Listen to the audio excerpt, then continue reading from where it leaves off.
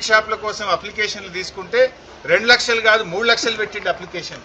3 లక్షలు పెట్టి వసూలు చేసుకుంటుండు. అరే ఆయనకు పైసలు తక్కువ వచ్చినాయి, అప్లికేషన్లు ఫుల్ రాలేదట. ఇప్పుడు అడగకుండానే ఇంకో వారం రోజులు ఎక్స్టెన్షన్ ఇచ్చిండు. అంటే ఇంకా కొన్ని అప్లికేషన్లు రావాలి, ఇంకా కొన్ని దుకాణాలు పెట్టాలి, ఇంకా పైసలు సంపాదించాలి, జనం తాగాలి, ఊగాలి, రేవంత్ రెడ్డి కిట్టి నిండాలి. ఇంతేనా నీకు? ప్రజల మీద సోయి లేదు. మరి కేసీఆర్ కిట్ ఎందుకు అంతలేదు? బస్తీ దవాఖాన్ల జీతాలు ఎందుకు వస్తలేవు? బస్తీ దవాఖాన్ల మందులు ఎందుకు లేవు? బస్తీ దవాఖాన్ల పరీక్షలు ఎందుకు లేవు అని ఒక్కనాడన్నా రివ్యూ చేసినావా?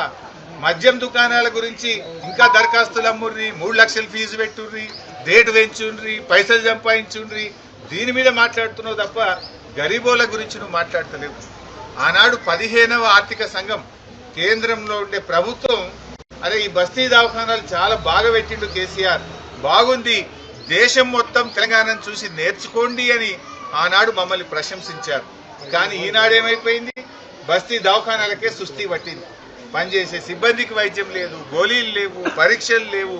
ఆ డాక్టర్ అమ్మ చెప్తుంది అన్ని స్ట్రీట్ డాగ్స్ సార్, పొద్దున డ్యూటీకి వచ్చేటప్పుడు పోయేటప్పుడు ఏడ కుక్కలు కరుస్తాయని భయంగా వస్తున్నాము అని చెప్పి ఆ డాక్టర్ అమ్మ చెప్తున్నటువంటి పరిస్థితి. అంటే జిహెచ్ఎంసీ అసలు పనితీరు బాగలేదు.